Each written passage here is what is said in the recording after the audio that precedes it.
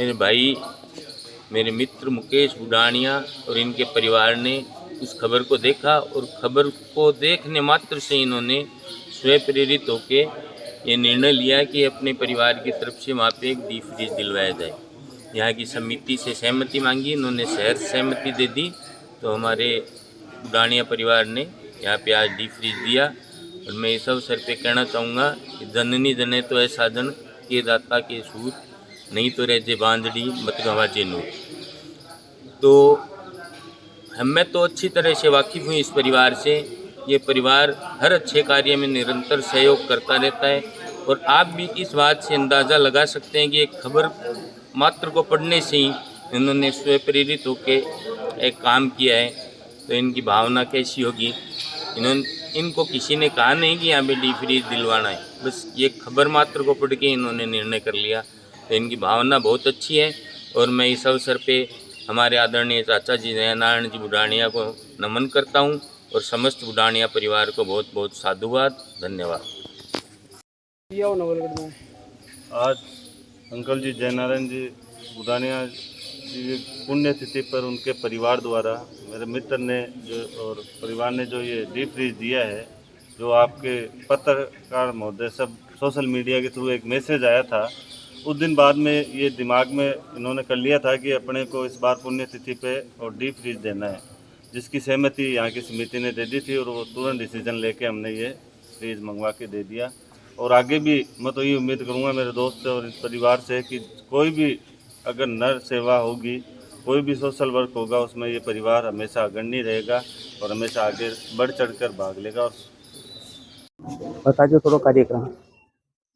आज इस बहुत ही पवित्र और पुण्य स्थली पर मोक्ष धाम में बुडानिया परिवार के माध्यम से एक डीप फ्रीज प्राप्त हुआ है। मैं पूरे परिवार को बहुत बहुत शुभकामनाएं देता हूं और उनसे प्रार्थना करता हूं कि इस प्रकार के पुण्य कार्य वो जीवन पर्यंत करते रहें। जीवन में जो लोग भामाशाह के रूप में काम करते हैं, हमेशा आगे बढ़ते हैं, उनका परिवार सुखी रहे, खुशी रहे, स्वस्थ रहे। और आज एक बहुत ही ऐतिहासिक दिन और है, स्वर्गीय सुंदर सिंह जी भंडारी की पुण्यतिथि है। इस पुण्य अवसर पर बुडानिया परिवार के द्वारा जो सदकाम किया गया है, इसके लिए पूरा नवलगढ़ आपका आभारी है। और मैं पूरी नवलगढ़ की जनता को इस बात के लिए बहुत धन्यवाद देना चाहता हूं कि आज इस पुण्य दिन पर, भंडारी जी की पुण्यतिथि पर, एक अच्छा काम आपने किया है। हम सब लोग आपके आभारी हैं। और पूरे नवलगढ़ की जनता को, जो मेरी जन्मभूमि की जनता भी है, सबको इस बात के लिए विश्वास दिला सकता हूं कि पिछले 30 साल से जब से मैं इस राजनीतिक जीवन में हूं, कभी भी नवलगढ़ का कोई व्यक्ति मेरे पास आया होगा और मेरे यहाँ से निराश होकर नहीं गया होगा। अब पूरे जिले में काम करने का मौका मिल रहा है। राजनीति में सफलता असफलता चलती रहती है, पर जो लोग निस्वार्थ भाव से राजनीति करते हैं, उनके लिए हार और जीत कोई मायना नहीं रखती।